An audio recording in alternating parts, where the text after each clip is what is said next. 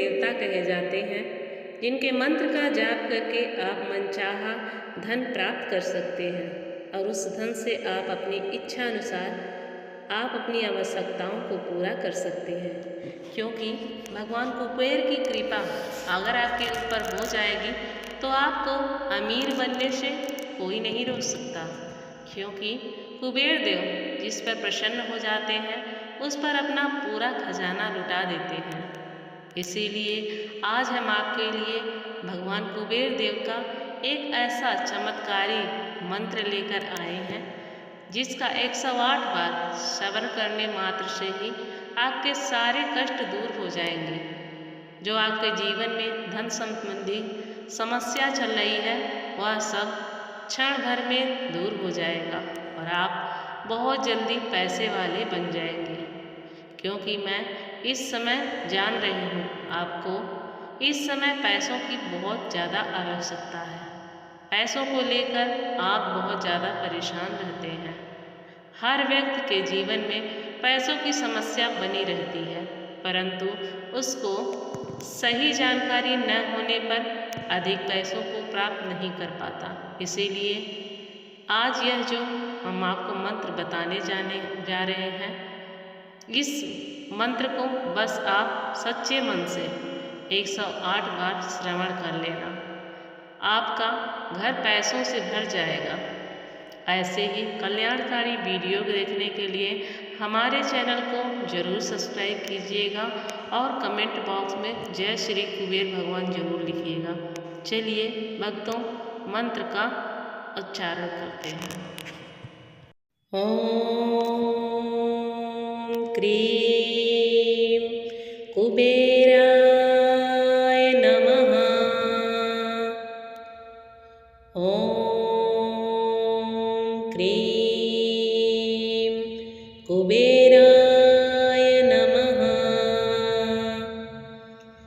ओम cream कुबेराय नमः। ओम cream कुबेराय नमः। ओम क्रीं कुबेराय नमः। ओम क्रीं कुबेराय नमः। ओम क्रीं कुबेराय नमः। ओम क्रीं कुबेराय नमः। ओम क्रीं कुबेराय नमः। ओम क्रीं कुबेराय नमः। ओम क्रीं कुबेराय नमः। ओम क्रीं कुबेराय नमः। ओम क्रीं कुबेराय नमः।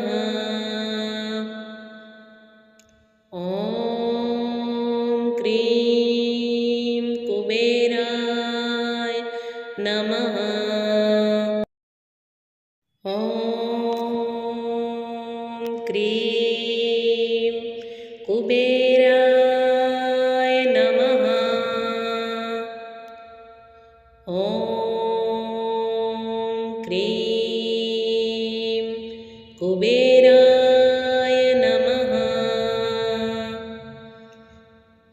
ओम क्रीं कुबेराय नमः। ओम क्रीं कुबेराय नमः। ओम क्रीं कुबेराय नमः। ओम क्रीं कुबेराय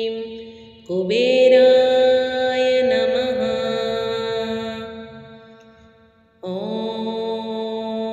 क्रीं कुबेराय नमः। ॐ